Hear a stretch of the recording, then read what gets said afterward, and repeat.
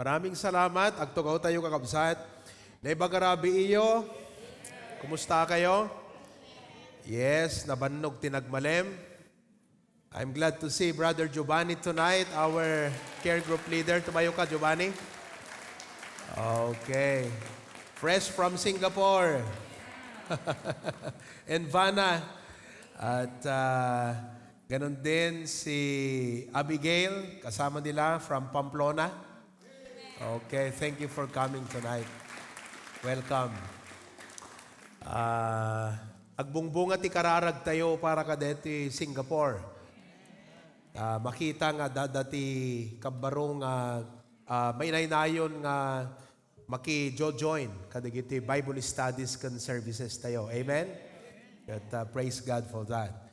Well, how many of you are ready for this Sunday? What is our activity this coming Sunday? It's our first fruit commitment or first fruit giving Sunday. Alam nyo, grade 1 akpelang iti may introduce kanyak iti biblical generosity wenno panangted. Amuyo agat hantay mo't na irwam nga talaga nga mangted. Hantay mo't na irwam, hana na isuro ka datayo, ti panag-tithes, ana di kita tithes, ana ta mission offering, ana the first fruit, ana di kita nga pambanag. So han nga na isigsigod, ang nga na irwam ka datayo. Kaya I'm so glad na irugi kanya kakabsat nga na-introduce, I was in grade 1. So, numan pa'y basit pelang tibalon ko idi, adamo kat papanan di giant during that time, 1991. Isumsum idi kat piso. You remember that?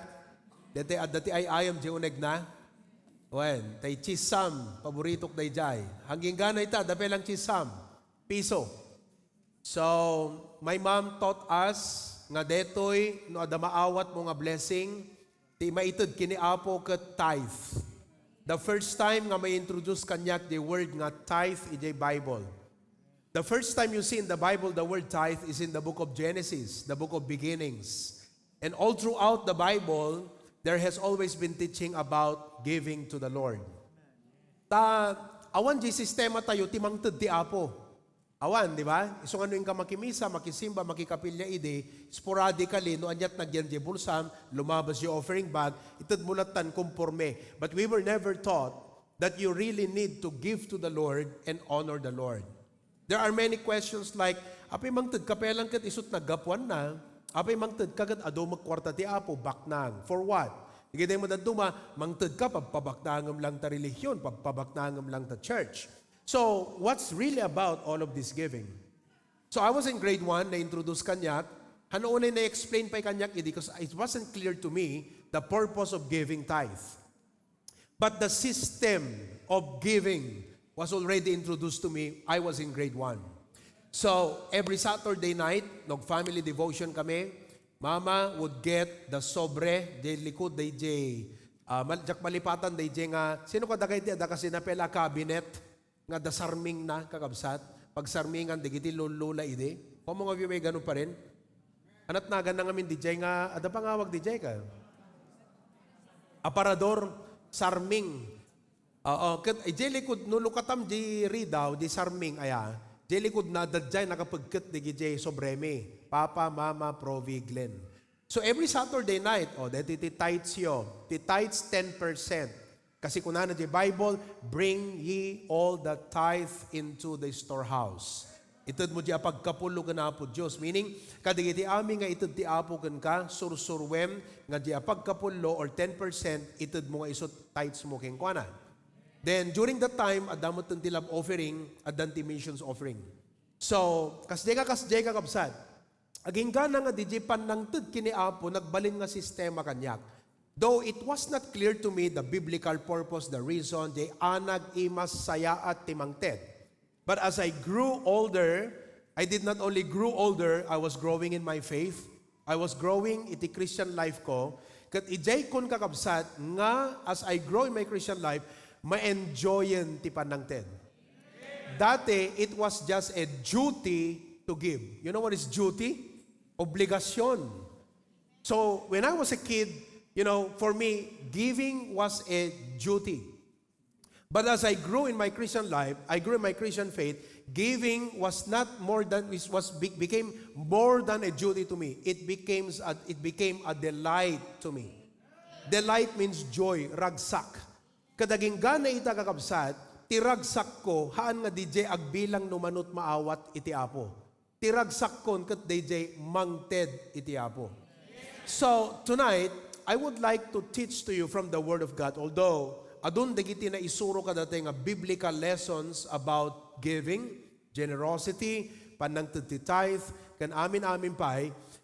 Well, let me share with you tonight a continuation from 2 Wednesdays ago. What happens when we begin to learn to become cheerful giver? Ket as parents, napintas kakabsat nga ubing pelang digiti anak tayo, sursurwan tay idan nga mangted.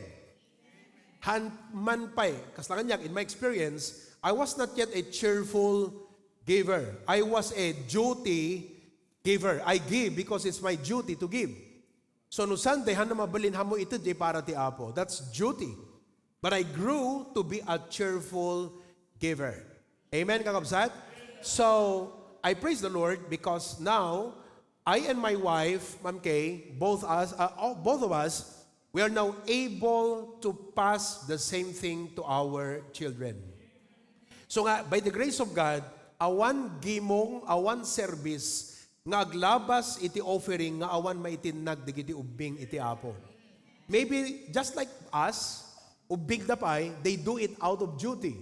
But I know if they will grow in their faith as Christians, they will learn to do that duty to become a delight. So from giving out of duty to a delight. Maybe some of you tonight, just like my experience, you are giving but out of duty. Itod ko ata nangarod ko, isot rebeng, isot para ti apo. Out of duty. But grow from duty to what? Everybody, grow from giving out of duty into what? Again, grow from duty into what? Delight. Anat duty, obligasyon. Anat delight, ragsak. Sino kada kayo, ragsak yu timangted? Oh, wow. Ano naka-amen ti daduma?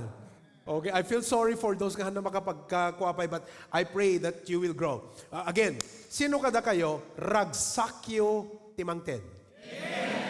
Okay, there are many things that we need to deal with it tonight because in your mind, adu tagtartaray. Adu digini questions, adot why, adot how, adot what if. There are many things. So, we'll try to clarify all of these things tonight and that you will give out of delight. Purely, awan makaigawid, awan makailapad, nothing obstructs. Day jay pusom nga naragsak nga mangted. Jay rebeng mo nga ited apara iti apo. Okay? So, what's the title of our message again? Everybody read. What? When we begin to what? Okay. Umuna, kahit kung makita nyo yung word nga, what happens? Ano ka na sound what happens? Ano ba pasamak? Dito'y pelang kakabsat, dito'y kahit kung ma-realize yun. Listen, in your life, at the duwang driving force, faith can fear. Everybody say those two words together, go. Faith. Anat Ilocanot faith? Anat Ilocanot fear? The real problem is not giving. The real problem is what drives your giving. Nawatan nyo kakabsat? Awang problema talansa. Ti problema di agipukpok. Kasi uray na lintag talansa, nangina ta usarang nga, ano dyan? Martilyo. Like, anat kang ina na martilyo? Ha? Stanley. Oh. No, di agipukpok kakabsat, handaan mo, kilo di lansa. Am I correct? So, ti giving, han nga problema. Ti giving kakabsat, ti problema, jay giver. Day mangipukpok di lansa isot, ayan di problema, han nga di giving. That the real problem is not aduk kwartam, basit kwartam. That's not the problem when it comes to giving. The real problem is, di agipukpok di lansa kakabsat. Kasi no diagi pukpuk di lansa, meaning di mangted, adaking quantity faith, mayat kakabsat di giving na. Ngano diagi pukpuk di lansa, meaning di mangted, adaking quantity fear, agkilo kakabsat. So I hope you understand tonight that the real issue in giving is not giving, it's the giver. Because in the giver himself, at the DJ mind nga, what happens? Now listen, that the question nga what happens, ti Ilocano anat mapasamak. If you are driven by faith, excited ka ti mapasamak. But if you are driven by fear, agworry ka, di mapukaw keng ka. See, in the mind of a giver, listen, in the mind of a giver, no ti adaging kwa na kat faith, excited amang tid. Sigurado, dakdak tot isukat ti Apo, dahito. Excited, napintas ta maaramat dito iti trabaho ti Apo. Excited, makapasetak manen ti work of God. Ngam no, jay fear, ti adadaka day jay giver kakabsat, ti pampanunutan na, Apo manong arudlat na batin. Kasano pa'y tatang nga maiyan anay ko deti mabati, nagdakkel dyan na ikat. Itad ko di first fruit, kasano nga ron ti December min, awan igatangkot pag spaghetti, awan igatangkot macaroni, awan igatangkot pag bibingkak, pag tinupig ko, kasano nakalidliday ito? Fear. Listen to me, again, giving is not the problem, God is not the problem is the giver. So the question what happens is about the giver himself. So tonight, ti kayat ko nga maisuro ka da kayo kakabsat, DJ Faith, DJ agipukpuk ti lansa, nga amuna, di pa nagipuk, nalintag kakabsat. So I'd like to teach you tonight how to be a cheerful giver, not a fearful giver. Cheerful, not fearful. Cheerful na ragsak. Fearful, agwor-worry. No, itid ko deto eh. Again, di worry na, no itid ko deto eh. Kasano nga binatagpay deto yung nabati. DJ, cheerful, excited ka mangitid deto eh. Ti apot makaammo ka da kami no anat mapasamak. Cheerful versus fearful. Now, what happens? That's the first thing I want you to realize in the topic.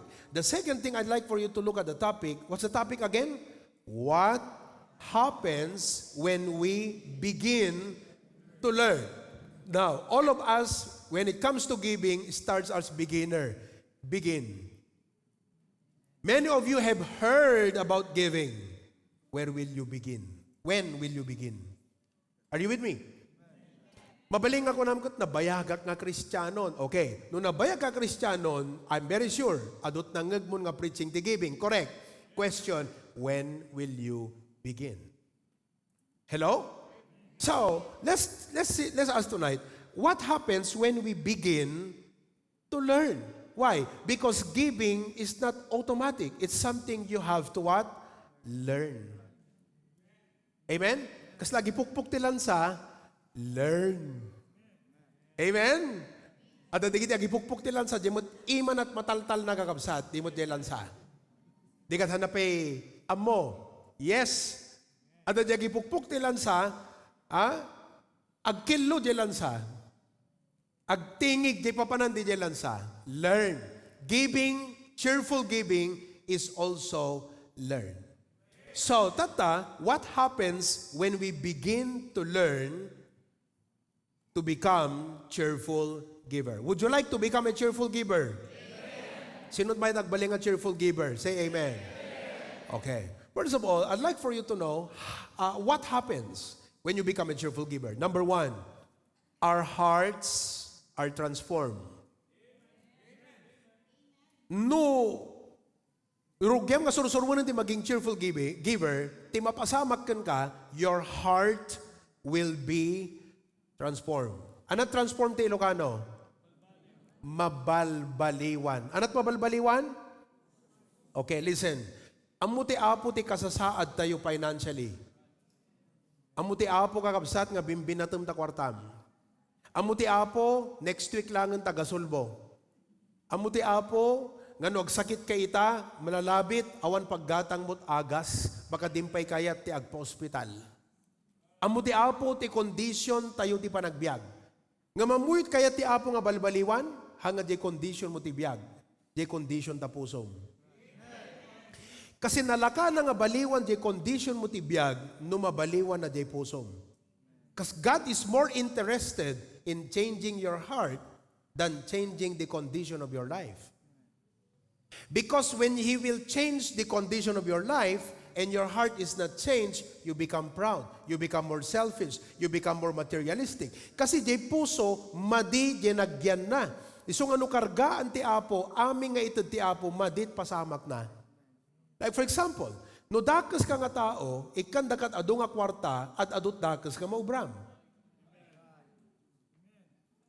No ballog ka, kadi kan daga kwarta, at adayot maballugam. Hello? No korap ka, kada adu ti opportunity nga karoon kat kwarta, dumakkel ti kinakorap mo. So it's not really, God is not first interested in changing the situation of your life. Because no pinabak nang nagangasigod, kat tapusom hanga nabalbaliwam, pero dyan blessing nga itad nagang ka. That's why God needs to change your heart first before He can change the condition of your life. And the only way God can change the condition of your life is to give you a principle that's connected to something important to your heart. And that's your money.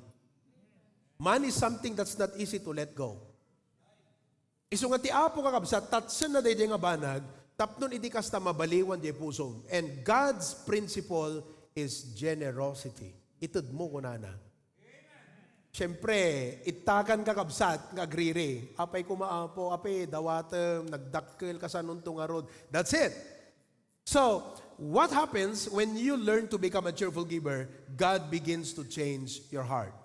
John D. Rockefeller, one of the richest Baptist Christian businessmen in history past.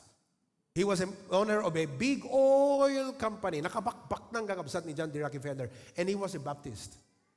And he was a cheerful giver. Kuna nga kasta, I believe the power to give is a gift from God. Nagmayat na yatang kakabsat. The ability nga mangted na blessing ti Apo. Okay? It is a measure of a man's heart, not his wealth. Giving is all about the heart, not about your wealth. Okay? Amo kakabsat nga selfishness. Anat selfishness sa Ilocano? Naimot. No, duk kwartam, kumarkarot kinaimot mo. Yes. Fear. The more money you have, the more you are afraid of losing them. Am I making sense? Hello? Am I making sense to us? No fear ti agar ari ta pusom, uri aduk kwartam, dakdakkel danag mo kasi amo kahit mapukaw. So money does not improve your life. It's your heart that changes your life. Are you with me? Selfishness, fear, greed. Anat greed? Di Ilocano. Grade 1, grade 2, grade 3, grade 4, grade 5. Apay, kasi kakabsat, no adot ti kwartam, kumarkaro di greediness mo, agbalan, grade 1, tunong kang grade 2, grade 2, grade 3, grade 4, ngot nga to, the level na. Greed kinaagom. No naagom ka, kat adot kwarta, kumaro di kinaagom mo. Because you want more. This is a heart problem. Are you with me tonight?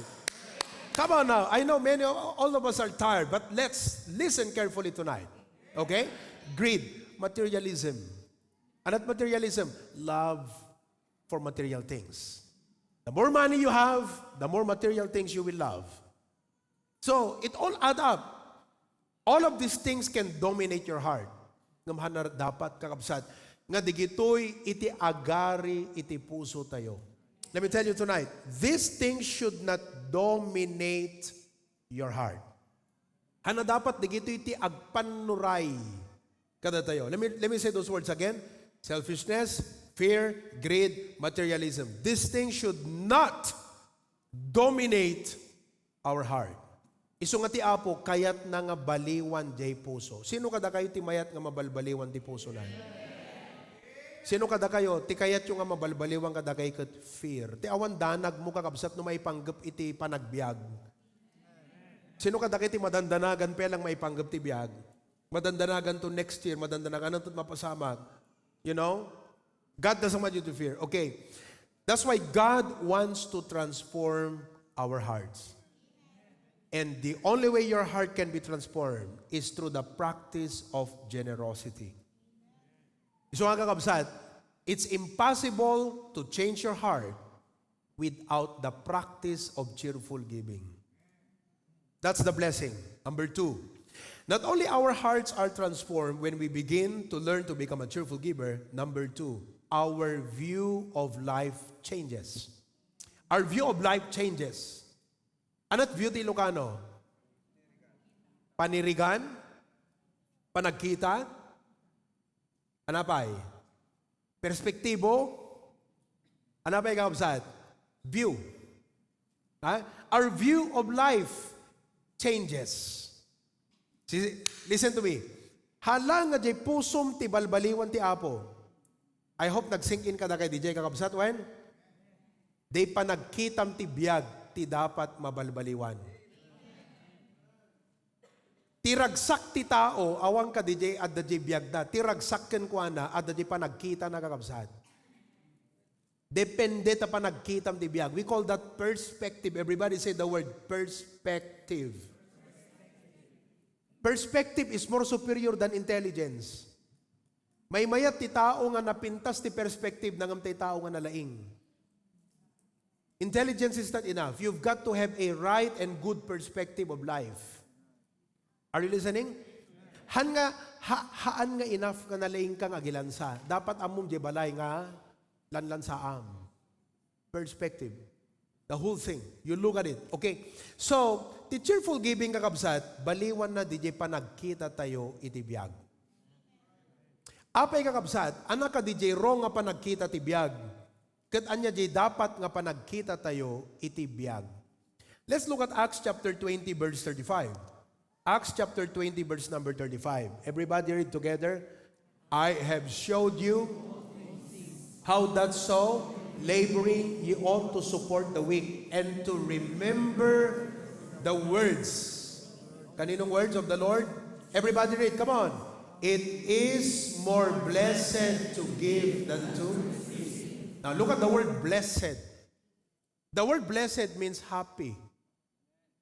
Are you happy tonight? What makes you happy? Because of what you have? We look at life as happy because of what we have. God wants to change that. Because the real happiness of life is not defined by what you have, but by being a giver. It is more blessed, more happy. Talaga kakabsat na ragsak ti madaan. It's happy to have things. Sabi niya, it's more blessed. Kaya something more blessed, naragsak ti madaan. Ngem naragragsak iti mangted. Ngem iti. And God wants to change that mindset. Nagpindas ka kabsat no may ibang nga, I used to think that by having things, life will be happy. People keep dreaming. No, danto kastoy ko naragsaga ko. No, danto kastoy ko naragsagon. That's the trend. Are you with me? That's the trend. And I know, it's not utterly wrong for us to think nga, apo kat no, dantulogan ko na kat naragsagak. It's not wrong to feel happy with the idea that someday you'll have your own car. It's not wrong to have the idea that someday, ada sarilim nga bangka, ada sarilim nga gamit mo, ada sarilim nga balay mo, ada sarilim nga business mo. It's not wrong. Because it's happy to have these things. Are you with me?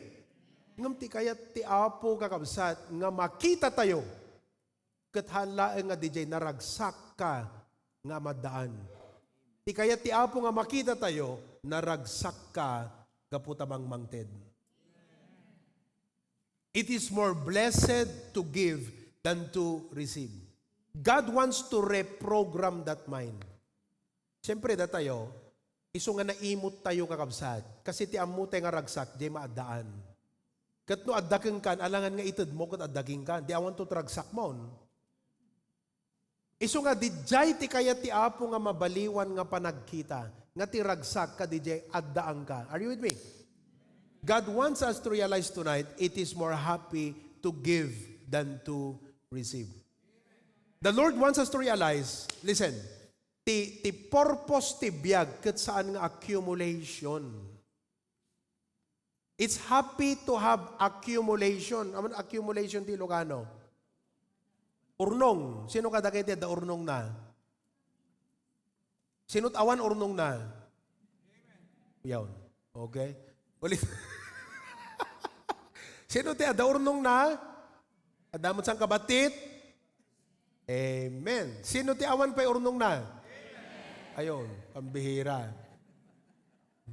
So, adda ka di point ka awan urnong, tinext goal mo agka urnong.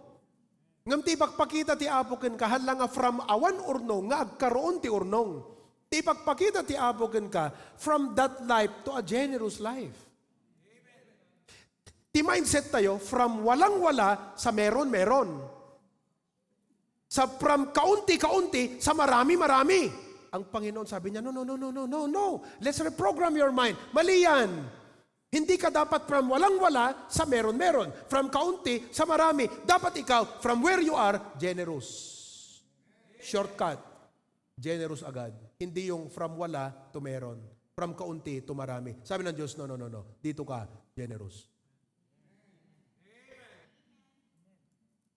Mga kapatid, sana kunin natin yan ngayong gabi.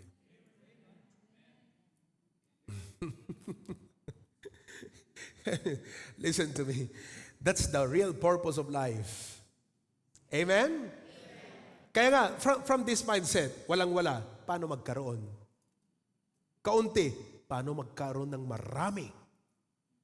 Pero ang sabi ng Panginoon, hindi.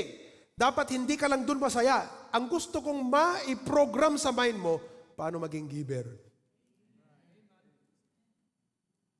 I know, many of us, I'd like to really dwell more on this because this is mind-setting, mga kapatid.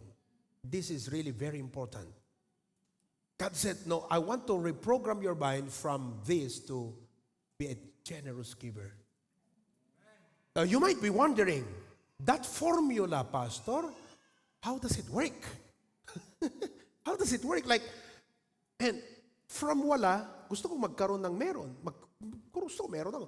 From kaunti, gusto kong marami. So, sasabihin ng Diyos, generous, parang yung program na to, generous.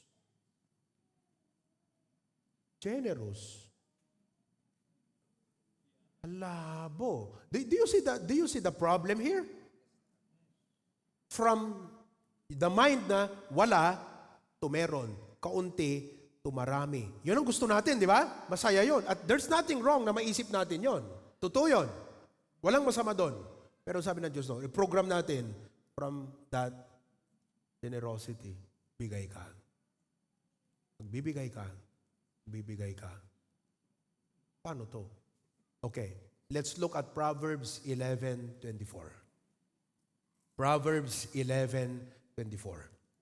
Ano sabi ng Bible sa Proverbs chapter 11 verse 24?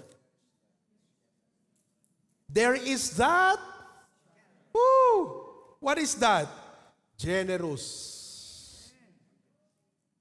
Amen? There is that scattereth, generous, and yet, wow. Ano yung goal mo? From kaunti to marami. Sabi ng Diyos, i-reprogram natin yung mind mo. Huwag mong problemahin yung from kaunti to marami. Ang problemahin mo, generosity, itong mangyayari sa'yo.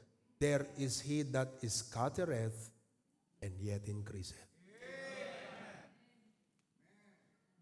There is he that withholdeth more than his meat. Ito na, nag-ururnong ka because you want from kaunti to marami. There is he that withholdeth. Hindi masama po ang mag-store, ha? Pero itong withholdeth kasi, more than is meat. Pati yung dapat ibigay, hindi niya na binibigay. Kasi sinisave lang ang sinisave. Hindi ho masama ang mag-save. Ang masama yung withholdeth more than is meat. Ang sabihin ng meat, yung dapat sapat lang na urnong mo dito, pero yung dapat ibigay, hindi. Nilagay pa doon sa kanyang urnong. Which is wrong. Withholdeth more than is meat. Anong sabi ng Bible? Mas kumonte. Mga kapatid, I don't understand what mathematical figure to quantify that, but I could only say, this is God's way. Because in Luke chapter 6 verse 38, ito po ang sabi, Luke chapter 6 verse number 38, paraan ng Diyos to eh.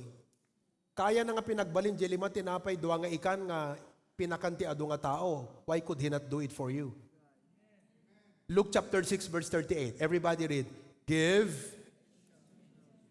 good measure, pressed down, shaken together, running over. Tinutukoy ba dyan yung savings? Hindi. Yung blessings na result ng give. Kung nagat itited to, may isukat to kingagat good measure. Idun una nagat tog karga ka ti asukar. May sa kilong asukar, ti garapon mo batit. Napnon, good measure dayjay. Press down, sidsidum. Shaken together. Tapno, agalin sa edpay, di ba? Agkadjay, buwabano ka DJ kargana, may correct? Shaken together and then running over. Kaya nga sa wen, nagpatpating gadi agibukbukbuk. Napnon, sidsidum, agderdiretso lahat tagakabsat. So we may think that life is about from wala to meron, from kaunti to marami. But God says no. Generosity. Why? Men will give into your bosom. God will command blessings upon your life when you begin to learn cheerful giving. So, God wants to change your perspective about life. Meaning, kasla ti kaya ti apot, i-reprogram na di formula di panunot mo di pa nagkita me. Are you listening? And then, 2 Corinthians 9:8. Come on, 2 Corinthians chapter 9, verse number 8. All right? Everybody, let's read together. Go. And God is to make all abound toward you, that ye always, having all, in all things, may abound to every. Deka. Dalawang kalagayan to. Ang unang kalagayan, that ye abound toward you, sufficient in all things. Now, una, gusto ko makita yung God is able. So, life is not about your ability. It's about His ability. And God is able to make all grace abound toward you. DJ ti kayat tayo, di ba? Pero hanggayam nga datayo ti akin panunot. Iso na ti akin panunot to make that grace abound toward you. The responsibility to abound in every good work. Yun ang ayaw natin. Iso nga no, pa-commitment dito ag-backslide ti Kristiyano. Kasi ti kayat mo, abound in blessings. Ti kayat mo, sufficient in all things. Ngam ti kayat ti Apo, you abound in every good work.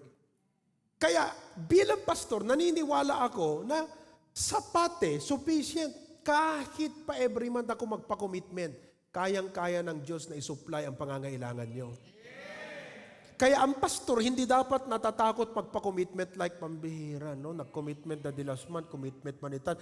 Alam niyo, sa totoo lang bilang pastor, naiisip ko yun Minsan, like, man, hira, papa-commitment na naman ako. Katatapos lang ng bigay ng ganito.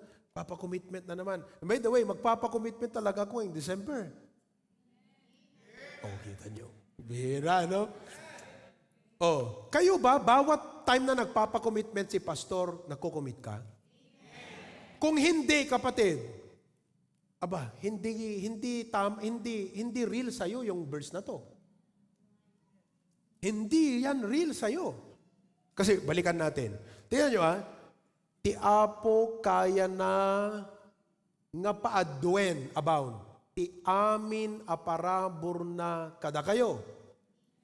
Tapnon kada kayo, kanayon nga makaumanay. All sufficiency. Ti kanayon, kayat nasawen, awan linmans ti cheerful giver. There is no linmans to a cheerful giver. Ti linmans tayo usually, July, August, September. Kasi awan apit, panagmumula.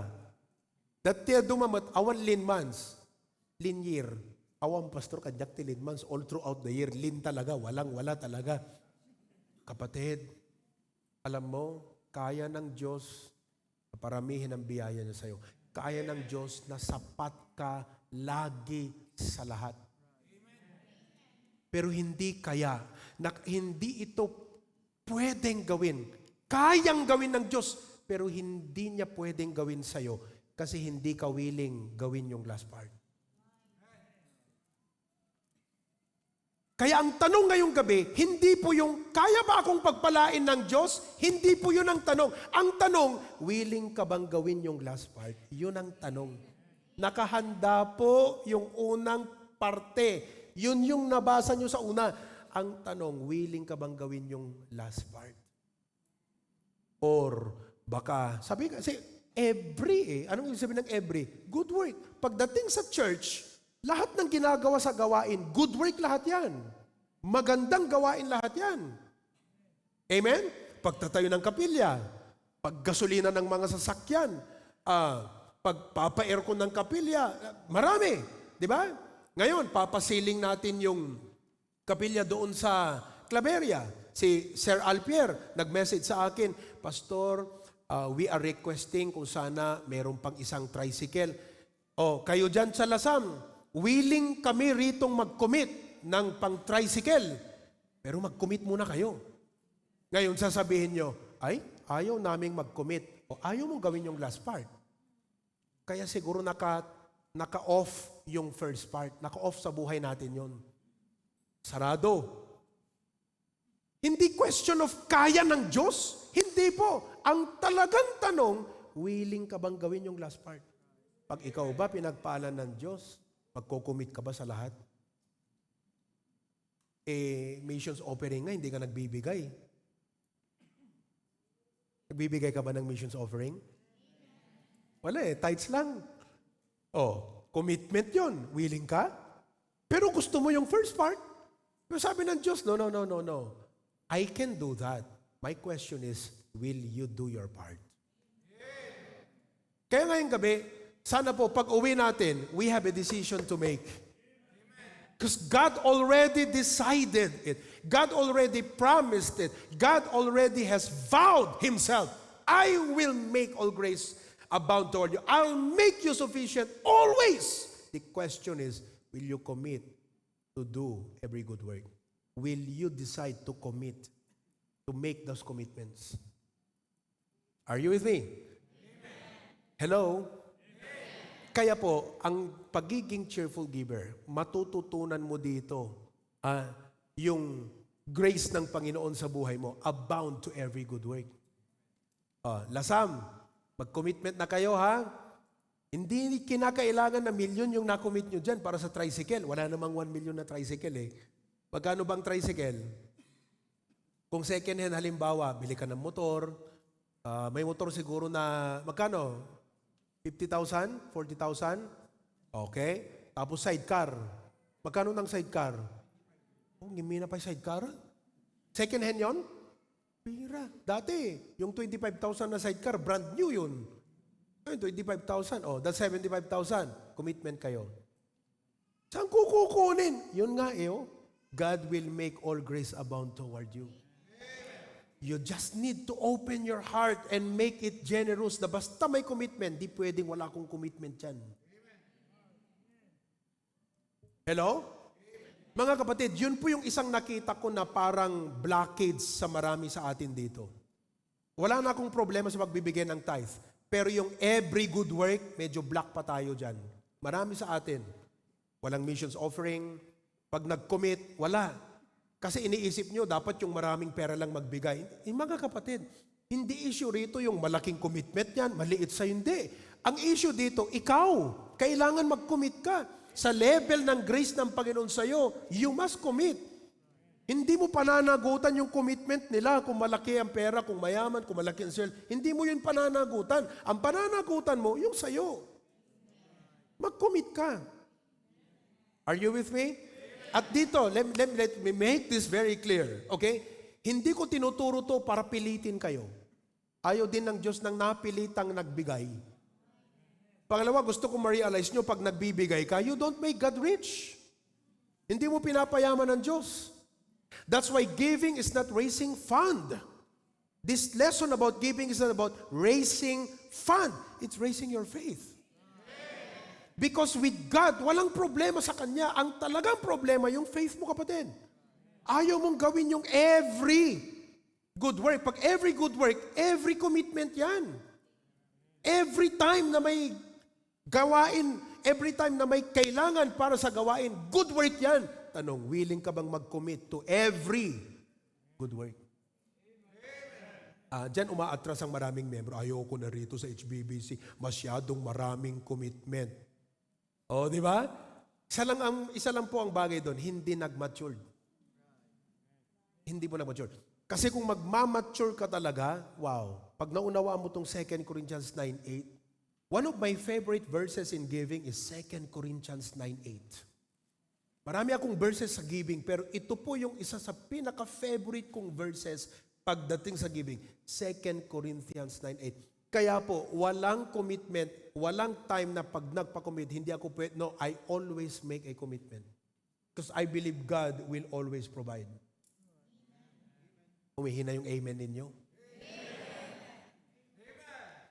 Amen ba? Amen. Oh. And because of that, mga kapatid, let me jump to number 4. In connection with number 4 is this: we prove God's faithfulness. We prove God's faithfulness. What happens when you learn to become a cheerful giver? It becomes a journey. It becomes an exciting journey. Amoy journey? Anong journey di Ilocano? Biyahe. Di pa nagbiyak ka, nagbibiyahe tayo, di ba? Do you know what makes your life journey meaningful? It's when you prove God in your life. DJ kada panagbiag mo. It's one thing kakabsat nga paspasong hadam ti tawen. But it's another thing nga paspasong hadam ti aramiden ti apo ti biag mo. Now, how do you prove God's faithfulness? Malakay 3:10. No kita nyo ti kakabsat ti nature ni Apo Diyos. Malakay 3:10. Read everybody. Bring ye all the into the that there may be meat in mine house. Look at this part. And anong Ilocano ti prove me now? Padasenak no dilukatak to ti tawa ti langit ket ibuyat ko iti bendisyon nga awan to ti anyaman na silid nga makaanay. Anak ko na ti apo keng ka, padasenak. Cheerful giving will prove God's faithfulness. May isa lang ti ibatik ta panunod yung kakabsat. You can never outgive God. No ti pa nagriknam out of fear, no mangted ka kasla na awanan ka. No, it's not. Kuna na DJ may isa nga Christian businessman. I shoveled the money to God. God shoveled it back. But God has a bigger shovel. Ano Ilocano shovel? Pala. In palak, jay kwarta kiniapo Diyos, in pala na nga insubli. Ngam ti gidyat na, dakdakkel jay pala na nga nagisubli. What which means, hamo kaya nga artapan ti Diyos no panangted. Hamo maabak suna, no may sat inted mo, duwa tagsubli. Hamo maabak Apolos, you can never outgive God. That's why the key here is, are you willing to prove Him? Siyempre, no, dito itatagat ma-realize mo ko ng Lord, once and for all, I really need to decide on this. Na-addressak kakabsat. For you to realize, I know some of us, been a Christian for a long time, tithe, walang love offering, walang mission offering. Masaya ka na sa tithe, hindi pa masaya ang Diyos. Hindi ka pa cheerful giver dyan. Hindi pa po. Kasi ang cheerful giver, every good work. Every commitment. Yan ang cheerful giver. Na-addressan na natin yan. Yes.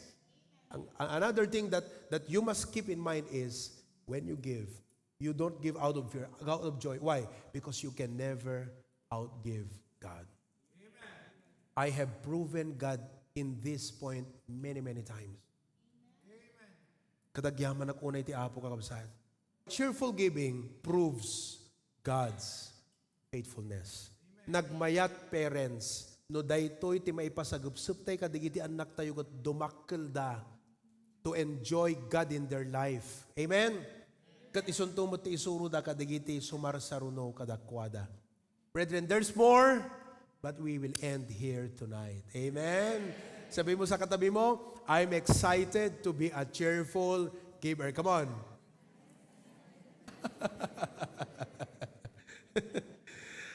I cannot imagine when I was in grade 1, nagsimula ako giving out of duty. But as I grew older, my Christian life grew as well. From duty, I give out of delight. Nag-shift kakabsat from duty to delight. Until today, and I'm so glad. It's always a joy to give to the Lord. 2 Corinthians 9:8, every good work. Don't hesitate to commit every commitment because God's grace will abound. All of God's people say, Amen and amen. So, anong take away tayo? Isurat yun to the realization nyo and I will check that tonight. Amen, mga kapatid? Oh, sino po ang na-bless? Taas ang kamay. Sino ang magiging cheerful giver na? Taas ang kamay. Magsimula kayo. Baby steps. If you have not started yet, baby steps. Unti-unti.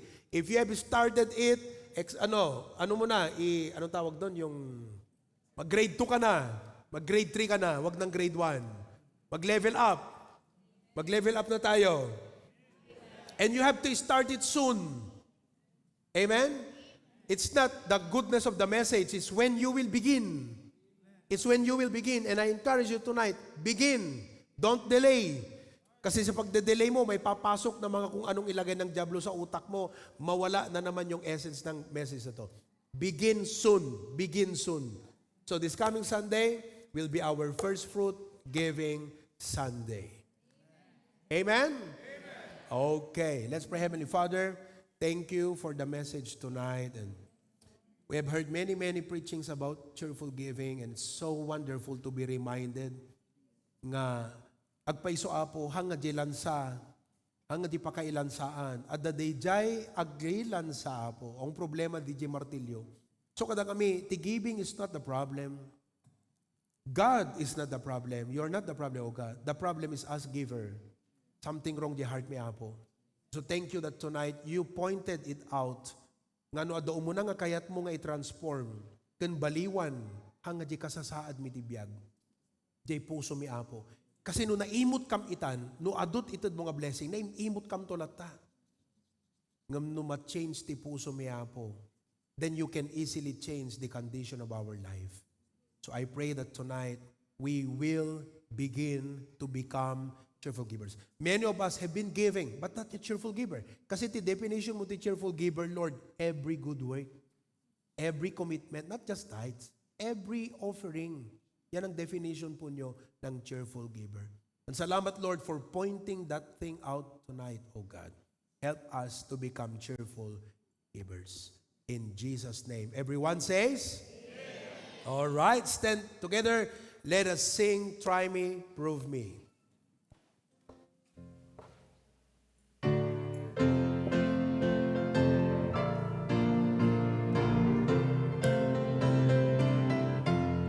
Say, bring ye all the tithes into the storehouse, all your money, talents, time and love. Consecrate them all upon the altar. Savior from above, speak me, trust me, try me, prove me, saith the Lord of hosts, can sing, give a blessing, unmeasured blessing, I will not